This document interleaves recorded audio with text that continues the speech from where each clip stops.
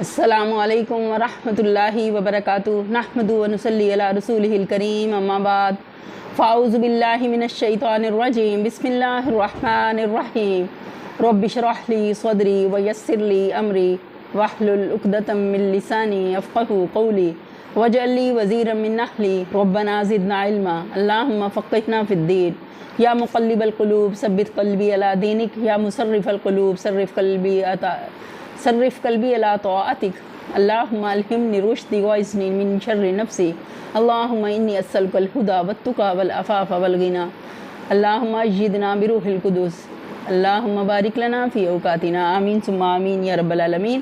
ہم پڑھ رہے ہیں 12واں پارہ سورہ یوسف، ہم نے آیت نمبر 15 تک پڑھا تھا۔ آج ہم آگے دیکھتے ہیں۔ اعوذ باللہ من الشیطان الرجیم بسم اللہ الرحمن الرحیم۔ وَجَاءُوا أَبَاهُمْ عِشَاءً يَبْكُونَ۔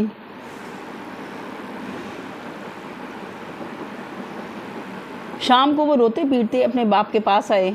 قالوا یا ابانا انا ذهبنا نستبق وتركنا يوسف عند متاعنا فأكله الذئب وما أنت بمؤمن لنا ولو كنا صادقين۔ اور کہا ابا جان ہم دوڑ کا مقابلہ کرنے میں لگ گئے تھے اور یوسف کو ہم نے سامان کے پاس چھوڑ دیا تھا کہ اتنے میں بھیڑیا آ کر اسے کھا گیا۔ آپ ہماری بات کا یقین نہ کریں گے چاہے ہم سچے ہی ہوں۔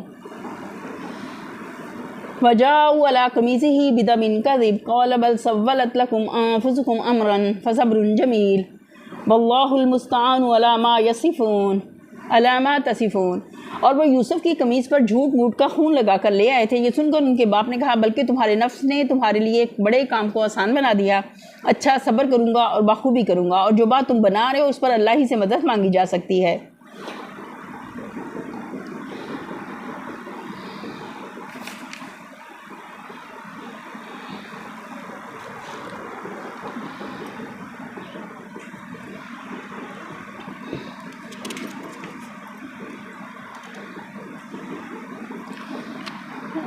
صبر جمیل کے الفاظ ہیں جس کا لفظی ترجمہ ہے کہ اچھا صبر ہو سکتا ہے۔ اس سے مراد ایسا صبر ہے جس میں شکایت نہ ہو، فریاد نہ ہو، جزا فضا نہ ہو، ٹھنڈے دل سے اس مصیبت کو برداشت کیا جائے جو ایک عالی ظرف انسان پر آ پڑی ہو۔ اللہ کی رضا کے لیے اس میں انہوں نے صبر کیا اور بہت احسن صبر کیا، اور اللہ ہی سے اس موقع پر اللہ سے مدد چاہی۔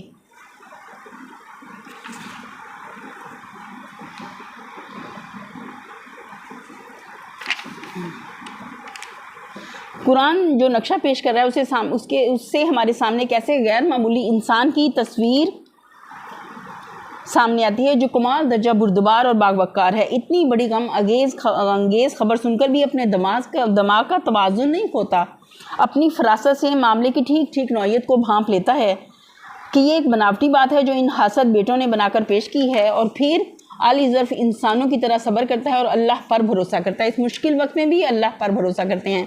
وجاءت سیارۃ فارسلوا واردہم فادلی دلوہ قال یا بشری ھذا غلام واسروہ بضاعہ واللہ علیم بما یعملون۔ ادھر ایک قافلہ آیا اور اس نے اپنے سکے کو پانی لانے کے لیے بھیجا۔ سکے نے جو کنویں میں ڈول ڈالا تو یوسف کو دیکھ کر پکار اٹھا کہ مبارک ہو، یہاں تو ایک لڑکا ہے۔ ان لوگوں نے اس کو مال تجارت سمجھ کر چھپا لیا، حالانکہ جو کچھ وہ کر رہے تھے اللہ اس سے باخبر تھا۔ وَشَرَوْهُ بِثَمَنٍ بَخْسٍ دَرَاهِمَ مَعْدُودَةٍ وَكَانُوا فِيهِ مِنَ الزَّاهِدِينَ۔ آخرکار انہوں نے اس کو تھوڑی سی قیمت پر 4 درہموں کے عوض بیچ ڈالا، اور وہ اس کی قیمت کے معاملے میں کچھ زیادہ کے امیدوار نہ تھے۔ اس معاملے کی سادہ صورت یہ معلوم ہوتی ہے کہ برادران یوسف حضرت یوسف کو کنویں میں پھینک کر چلے گئے تھے۔ بعد میں قافلے والوں نے آ کر ان کو وہاں سے نکالا اور مصر لے جا کر بیچ دیا۔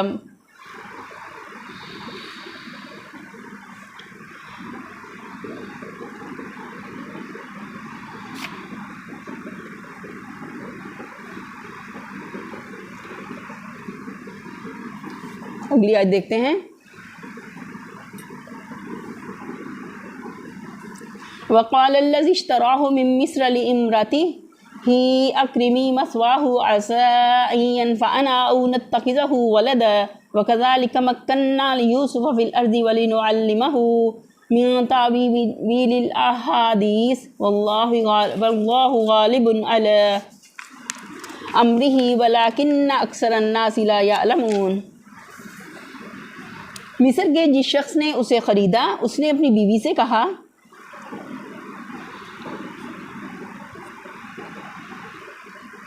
کہ اس کو اچھی طرح رکھنا، بعید نہیں کہ یہ ہمارے لیے مفید ثابت ہو یا ہم اسے اپنا بیٹا بنا لیں۔ اس طرح ہم نے یوسف کے لیے اس سرزمین میں قدم جمانے کی صورت نکالی اور اسے معاملہ فہمی کی تعلیم دینے کا انتظام کیا۔ اللہ اپنا کام کر کے رہتا ہے مگر اکثر لوگ جانتے نہیں ہیں۔ بائبل میں اس شخص کا نام فوتیفار لکھا ہے۔ قرآن مجید آگے چل کر اسے عزیز کے لقب سے یاد کرتا ہے اور پھر دوسرے موقع پر یہی لقب حضرت یوسف علیہ السلام کے لیے بھی استعمال کرتا ہے۔ اس سے معلوم ہوتا ہے کہ یہ شخص مصر میں کوئی بہت بڑا عہدیدار یا صاحب منصب تھا، کیونکہ عزیز کے معنی ایسے با اقتدار شخص کے ہیں جس کی مزاحمت نہ کی جا سکتی ہو۔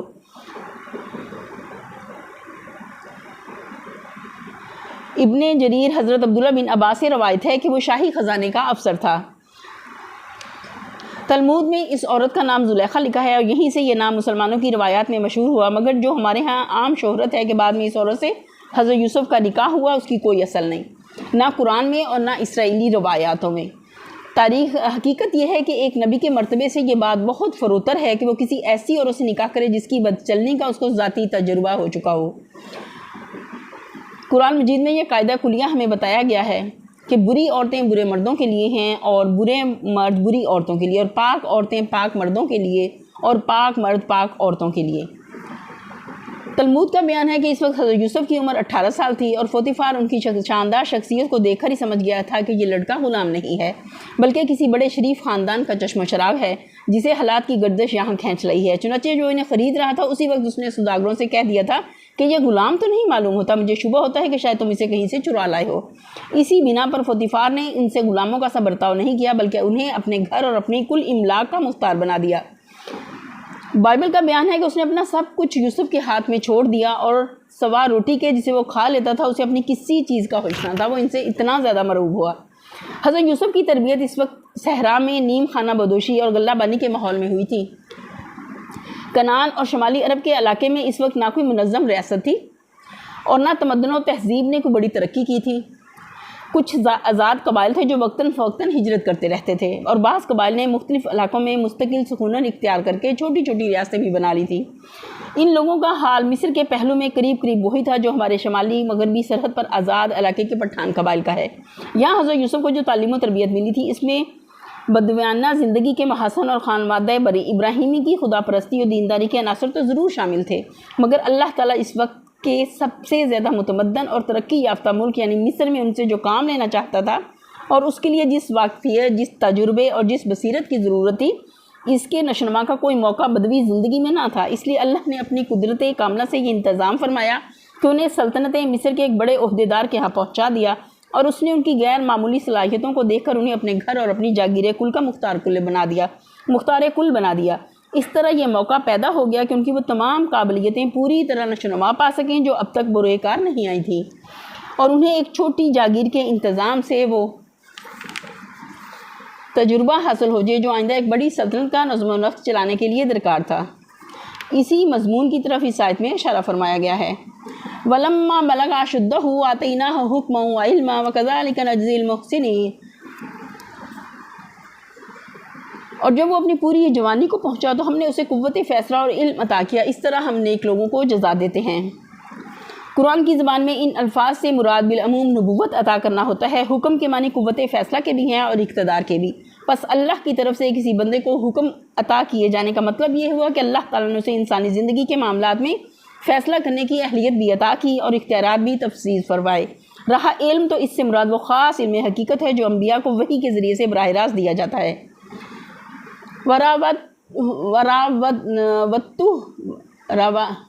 وراودت التي هو في بيتها عن نفسه وغلقت الابواب وقالت هيت لك قال معاذ الله انه ربي احسن مثواي انه لا يفلح الظالمون۔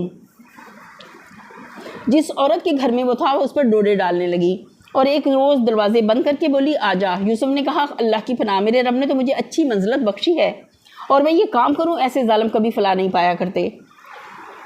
عام طور پر مفسرین اور مترجمین نے یہ سمجھا ہے کہ یہاں میرے رب کا لفظ حضرت یوسف نے اس شخص کے لیے استعمال کیا جس کی ملازمت میں وہ اس وقت تھے، اور ان کے اس جواب کا مطلب یہ تھا کہ میرے آقا نے تو مجھے ایسی اچھی طرح رکھا ہے جس پھر میں یہ نمک حرامی کیسے کر سکتا ہوں کہ اس کی بیوی سے زنا کروں۔ لیکن اس ترجمہ و تفسیر سے بعض علماء کو سخت اختلاف ہے، اگرچہ عربی زبان کے اعتبار سے یہ مفہوم لینے کی بھی گنجائش ہے، کیونکہ عربی میں لفظ رب آقا کے معنی میں بھی استعمال ہوتا ہے، لیکن یہ بات ایک نبی کی شان سے بہت گری ہوئی ہے کہ وہ ایک گناہ سے باز رہنے میں اللہ تعالیٰ کے بجائے کسی بندے کا لحاظ کرے، اور قرآن میں اس کی کوئی نظیر بھی موجود نہیں ہے کہ کسی نبی نے اللہ کے سوا کسی کو اپنا رب کہا ہو۔ آگے چل کر آیات میں ہم دیکھتے ہیں کہ سیدنا یوسف علیہ السلام اپنے اور مصریوں کے مسلک کا یہ فرق بار بار واضح فرماتے ہیں کہ ان کا رب تو اللہ ہے اور مصریوں نے بندوں کو اپنا رب بنا رکھا ہے۔ حضرت یوسف علیہ السلام اپنے رب کے خوف سے اس گناہ سے بچے رہے، نہ کہ اپنے آقا کے جس نے ان کو خریدا تھا۔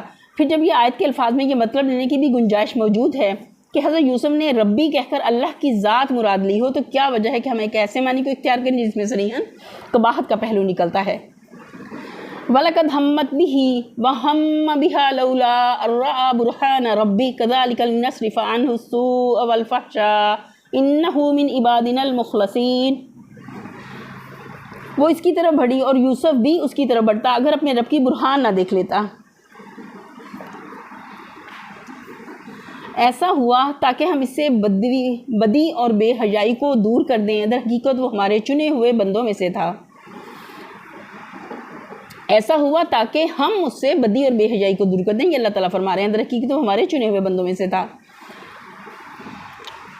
برہان کے معنی دلیل اور حجت کے ہیں۔ رب کی برہان سے مراد اللہ کی سجھائی ہوئی وہ دلیل ہے جس کی بنا پر حضرت یوسف کے ضمیر نے ان کے نفس کو اس بات کا قائل کیا کہ اس عورت کی دعوت عیش قبول کرنا تجھے زیبا نہیں ہے، اور وہ دلیل تھی کہ کیا اسے پچھلے فقرے میں بیان کیا جا چکا، اور وہ دلیل تھی کیا اسے پچھلے فقرے میں بیان کیا جا چکا ہے، یعنی یہ کہ میرے رب نے تو مجھے یہ منزلت بخشی اور میں ایسا برا کام کروں اور ایسے ظالموں کو تو کبھی فلاح نصیب نہیں ہوا کرتی۔ یہی وہ برہان حق تھی جس نے سیدنا یوسف علیہ السلام کو اس نوخیز جوانی کے عالم میں ایسے نازک موقع پر معصیت سے باز رکھا، گناہ سے باز رکھا۔ پھر جو فرمایا کہ یوسف بھی اس کی طرف بڑھتا اگر اپنے رب کی برہان نہ دیکھ لیتا، تو اس سے عصمت انبیاء کی حقیقت پر بھی پوری طرح روشنی پڑ جاتی ہے۔ نبی کی معیثیت کے معنی یہ نہیں ہے کہ اس سے گناہ اور لغزش و خطا کی قوت و استدعا سلب کر لی گئی ہے، حتیٰ کہ گناہ کا صدور اس کے امکان ہی میں نہیں رہا ہے، بلکہ اس کے معنی یہ ہے کہ نبی اگرچہ گناہ کرنے پر قادر ہوتا ہے، لیکن بشریت کی تمام صفات سے متصف ہونے کے باوجود اور جملہ انسانی جذبات و احساسات اور خواہشات رکھتے ہوئے بھی وہ ایک ایسا نیک نفس اور خدا ترس ہوتا ہے کہ جان بوجھ کر کبھی گناہ کا قصد نہیں کرتا۔ وہ اپنے ضمیر میں اپنے رب کی ایسی زبردست حجتیں اور دلیلیں رکھتا ہے کہ جس کے مقابلے میں خواہش نفس کبھی کامیاب نہیں ہونے پاتی، اور اگر نادانستہ اس سے کوئی لغزش سرزد ہو جاتی ہے تو اللہ تعالیٰ فوراً وحی جلی کے ذریعے سے اس کی اصلاح فرما دیتا ہے، کیونکہ اس کی لغزش تنہا ایک شخص کی لغزش نہیں ہے، ایک پوری امت کی لغزش ہے، اور وہ راہ راست سے بال برابر ہٹ جائے تو دنیا گمراہی میں میلوں دور نکل جائے۔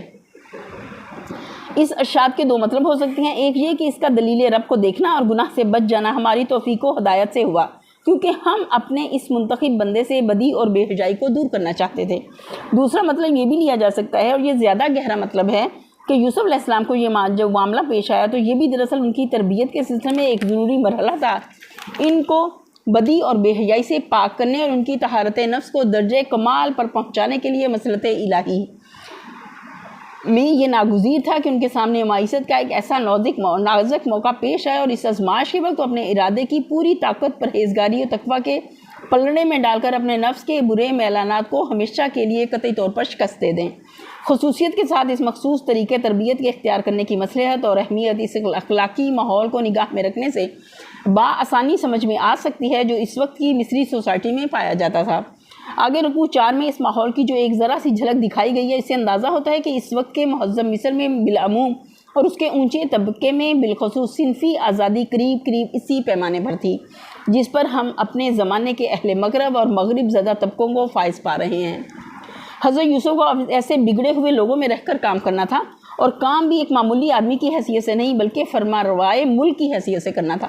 اب یہ ظاہر ہے کہ جو خواتین کرام ایک حسین غلام کے آگے بچھی جا رہی تھی، وہ ایک جوان اور خوبصورت فرمانروا کو پھانسنے اور بگاڑنے کے لیے کیا نہ کر گزرتی۔ اسی کی پیشبندی اللہ تعالیٰ نے اس طرح فرمائی کہ ایک طرف تو ابتدا ہی میں اس آزمائش سے گزار کر حضرت یوسف علیہ السلام کو پختہ کر دیا، اور دوسری طرف خود خواتین مصر کو بھی ان سے مایوس کر کے ان کے سارے فتنوں کا دروازہ بند کر دیا۔ یہ اللہ کی مصلحت تھی۔ وَاسْتَبَقَ الْبَابَ وَقَدَّتْ قَمِيصَهُ مِن دُبُرٍ وَأَلْفَ يَا سَيِّدَهَا لَدَى الْبَابِ قَالَتْ مَا جَزَاءُ مَنْ أَرَادَ بِأَهْلِكَ سُوءًا إِلَّا أَن يُسْجَنَ أَوْ عَذَابٌ أَلِيمٌ۔ آخر کار یوسف اور وہ آگے پیچھے دروازے کی طرف بھاگے، اور اس نے پیچھے سے یوسف کا قمیص کھینچ کر پھاڑ دیا۔ دروازے پر دونوں نے اس کے شوہر کو موجود پایا۔ اسے دیکھتے ہی عورت کہنے لگی کہ کیا سزا ہے اس شخص کی جو تیرے گھر والی پر نیت خراب کرے، اور اس کے سوا اور کیا سزا ہو سکتی ہے کہ وہ قید کیا جائے یا اسے سخت عذاب دیا جائے۔ قال ہی راودتنی ہی عن نفسی وشاہد شاہد من اہلہا ان کان قمیصہ قد من قبل فصدقت وہو من الکاذبین۔ یوسف نے کہا یہی مجھے پھانسنے کی کوشش کر رہی تھی۔ اس عورت کے اپنے کنبے والوں میں سے ایک شخص نے قرینے کی شہادت پیش کی کہ اگر یوسف کا قمیض آگے سے پھٹا ہے تو عورت سچی ہے اور یہ جھوٹا۔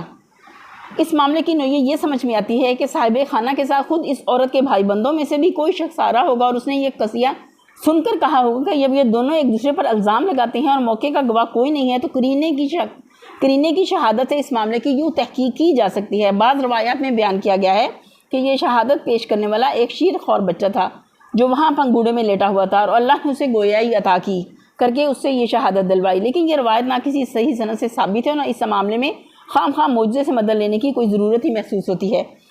اس شاہد نے قرینے کی جس شہادت کی طرف توجہ دلائی وہ سراسر ایک معقول شہادت ہے، اور اس کو دیکھنے سے بیک نظر معلوم ہو جاتا ہے کہ یہ شخص ایک معاملہ فہم اور جہاں دیدہ آدمی تھا جو صورت معاملہ سامنے آتے ہی اس کی تہ کو پہنچ گیا۔ بعید نہیں کہ وہ کوئی حجاج یا مجسٹریٹ ہو۔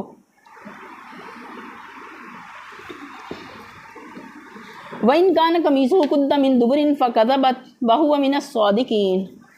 اور اگر اس کا قمیص پیچھے سے پھٹا ہو تو عورت جھوٹی ہے اور یہ سچا۔ مطلب یہ ہے کہ اگر یوسف کا قمیص سامنے سے پھٹا ہے تو یہ اس بات کی صریح علامت ہے کہ اقدام یوسف کی جانب سے تھا اور عورت اپنے آپ کو بچانے کے لیے کشمکش کر رہی تھی۔ لیکن اگر یوسف کا قمیص پیچھے سے پھٹا ہے تو اس سے صاف ثابت ہوتا ہے کہ عورت اس کے پیچھے پڑی ہوئی تھی اور یوسف اس سے بچ کر نکل جانا چاہتا تھا۔ اس کے علاوہ قرینے کی ایک اور شہادت بھی شہادت میں چھپی ہوئی تھی، وہ یہ کہ اس شاہد نے توجہ صرف یوسف علیہ السلام کے قمیص کی طرف دلائی۔ اس سے صاف ظاہر ہو گیا کہ عورت کے جسم یا اس کے لباس پر تشدد کی کوئی علامت سرے سے پائی ہی نہ جاتی تھی۔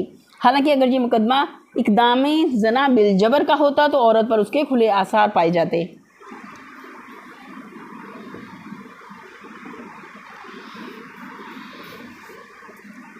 فَلَمَّا رَأَىٰ قَمِيصَهُ قُدَّ مِن دُبُرٍ قَالَ إِنَّهُ مِن كَيْدِكُنَّ إِنَّ كَيْدَكُنَّ عَظِيمٌ۔ اور جب شوہر نے دیکھا کہ یوسف کا قمیص پیچھے سے پھٹا ہے تو اس نے کہا یہ تو تم عورتوں کی چالاکیاں ہیں، واقعی بڑے غضب کی ہوتی ہیں تمہاری چالیں۔ یہ اس عزیز مصر جو تھا اس کے الفاظ ہیں، نہ کہ اللہ کے۔ یوسف عارض عن ھذا واستغفری لذنبک انک کنت من الخاطئین۔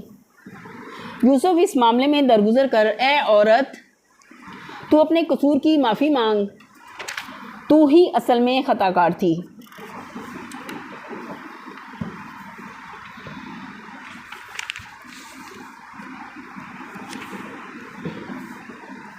وقال نسوة في المدينة امرأة العزيز تراود فتاها عن نفسه قد شغفها حبا إنا لنراها في ضلال مبين۔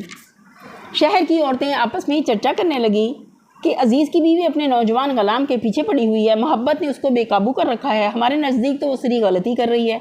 فلما سمعت بمكرهن ارسلت إليهن واعتدت لهن متكئا وآتت كل واحدة منهن سكينا وقالت اخرج عليهن فلما رأينه أكبرنه وقطعن أيديهن وقلن حاشا لله ما هذا بشرا إن هذا إلا ملك كريم۔ اس نے جو ان کی یہ مکارانہ باتیں سنی تو ان کو بلاوا بھیج دیا اور ان کے لیے تکیہ دار مجلس آراستہ کی اور ضیافت میں ہر ایک کے آگے ایک ایک چھری رکھ دی۔ پھر عین اس وقت جب کہ وہ پھل کاٹ کر کھا رہی تھی، اس نے یوسف کو اشارہ کیا کہ ان کے سامنے نکل آ۔ جب ان عورتوں کی نگاہ اس پر پڑی تو وہ دنگ رہ گئیں اور اپنے ہاتھ کاٹ بیٹھی، بے ساختہ پکار اٹھی، حاشا للہ، یہ شخص انسان نہیں، یہ تو کوئی بزرگ فرشتہ ہے۔ یعنی ایسی مجلس جس میں مہمانوں کے لیے تکیے لگے ہوئے تھے۔ مصر کے آثار قدیمہ سے بھی اس کی تصدیق ہوتی ہے کہ ان کی مجلسوں میں تکیوں کا استعمال بہت ہوتا تھا۔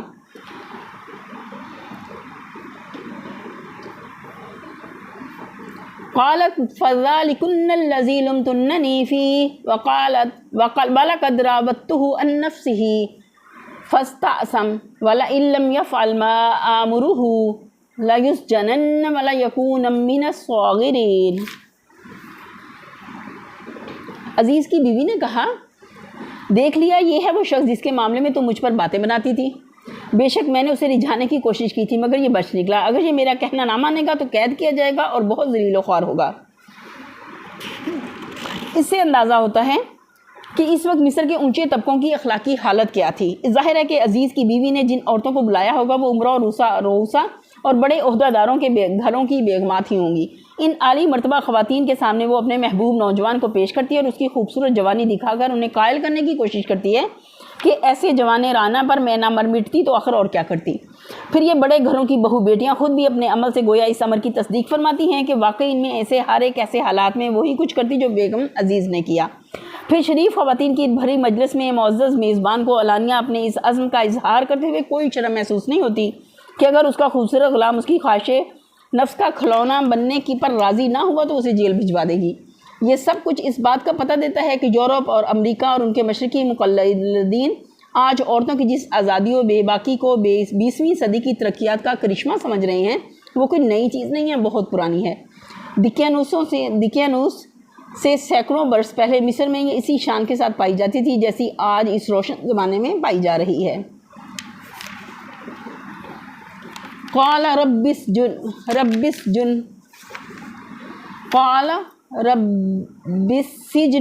احب الی مما یدعوننی الیہ والا تصرف عنی کیدہن اصب الیہن واکن من الجاہلین۔ یوسف نے کہا، اے میرے رب، قید مجھے منظور ہے بنسبت اس کے کہ میں وہ کام کروں جو یہ لوگ مجھ سے چاہتے ہیں، اور اگر تو نے ان کی چالوں کو مجھ سے دفع نہ کیا تو میں ان کے دام میں پھنس جاؤں گا اور جہنم میں شمار ہوں گا۔ یہ آیات ہمارے سامنے ان حالات کا ایک عجیب نقشہ پیش کرتی ہیں جن میں اس وقت یوسف علیہ السلام مبتلا تھے۔ 19-20 سال کا ایک خوبصورت نوجوان ہے جو بدویانہ زندگی سے بہترین تندرستی اور بھری جوانی لیے ہوئے آیا ہے۔ غریبی، جلاوطنی اور جبری غلامی کے مراحل سے گزرنے کے بعد قسمت اسے دنیا کی سب سے بڑی متمدن سلطنت کے پایہ تخت میں ایک بڑے رئیس کے ہاں لے آئی ہے۔ یہاں پہلے تو خود اس کی گھر کی بیگم ہی اس کے پیچھے پڑ جاتی ہے جس سے اس کا شب و روز کا سابقہ ہے، پھر اس کے حسن کا چرچا سارے دارالسلطنت میں پھیلتا ہے اور شہر بھر کے امیر گھرانوں کی عورتیں اس پر فریفتہ ہو جاتی ہیں۔ اب ایک طرف وہ ہے اور دوسری طرف سینکڑوں خوبصورت جال ہیں جو ہر وقت ہر جگہ اسے پھانسنے کے لیے پھیلے ہوئے ہیں۔ ہر طرح کی تدبیریں اس کے جذبات کو بھڑکانے اور اس کے زہد کو توڑنے کے لیے کی جا رہی ہیں۔ جدھر جاتا ہے یہی دیکھتا کہ گناہ اپنی ساری خوشنمائیوں اور دل فریبیوں کے ساتھ دروازہ کھولے اس کا منتظر کھڑا ہے۔ کوئی تو فجور کے مواقع خود ڈھونڈتا ہے مگر یہاں خود مواقع اس کو ڈھونڈ رہے ہیں اور اس طاق میں لگے ہوئے ہیں کہ جس وقت بھی اس کے دل میں برائی کی طرف ادنا میلان پیدا ہو وہ فوراً اپنے آپ کو اس کے سامنے پیش کر دے۔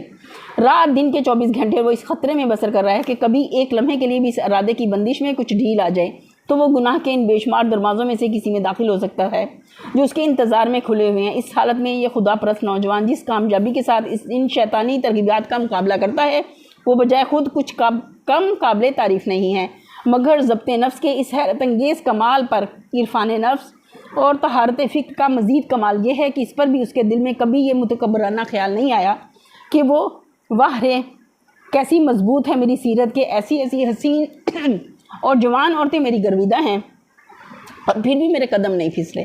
اس کے بجائے وہ اپنی بشری کمزوریوں کا خیال کر کے کانپ اٹھتا ہے اور نہایت عاجزی کے ساتھ اللہ سے مدد کی التجا کرتا ہے کہ اے میرے رب، میں ایک کمزور انسان ہوں، میرا اتنا بل بوتا کہاں کہ میں ان پہ بنا ترغیبات کا مقابلہ کر سکوں۔ تو مجھے سہارا دے اور مجھے بچا، ڈرتا ہوں کہ کہیں میرے قدم پھسل نہ جائیں۔ در حقیقت یہ حضرت یوسف علیہ السلام کی اخلاقی تربیت کا اہم ترین اور نازک ترین مرحلہ تھا۔ دیانت، امانت، حفت، حق شناسی اور راست روی، انضباط اور توازن ذہنی کی غیر معمولی صفات جو اب تک ان کے اندر چھپی ہوئی تھیں اور جن سے وہ خود بھی بے خبر تھے، وہ سب کی سب اس شدید آزمائش کے دور میں ابھر آئیں، پورے زور کے ساتھ کام کرنے لگیں، اور انہیں بھی خود بھی معلوم ہو گیا کہ ان کے اندر کون کون سی قوتیں موجود ہیں اور وہ ان سے کیا کام لے سکتے ہیں۔ فَاسْتَجَابَ لَهُ رَبُّهُ فَصَرَفَ عَنْهُ كَيْدَهُنَّ إِنَّهُ هُوَ السَّمِيعُ الْعَلِيمُ۔ اس کے رب نے اس کی دعا قبول کی اور ان عورتوں کی چالیں اس سے دفع کر دیں، بے شک وہی ہے جو سب کی سنتا اور سب کچھ جانتا ہے۔ دفع کرنا اس معنی میں ہے کہ یوسف علیہ السلام کی سیرت صالح کو ایسی مضبوطی بخش دی گئی کہ جس کے مقابلے میں ان عورتوں کی ساری تدبیریں ناکام ہو کر رہ گئی۔ نیز اس معنی میں بھی ہے کہ خشیت الہی نے جیل کا دروازہ ان کے لیے کھلوا دیا۔ ثم بدا لهم من بعد ما رأوا الآیات لَيَسْجُنُنَّهُ حَتَّىٰ حِینٍ۔ پھر ان لوگوں کو یہ سوجی کہ ایک مدت کے لیے اسے قید کر دیں، حالانکہ وہ اس کی پاک دامنی اور خود اپنی عورتوں کے برے اطوار کی سری نشانیاں دیکھ چکے تھے۔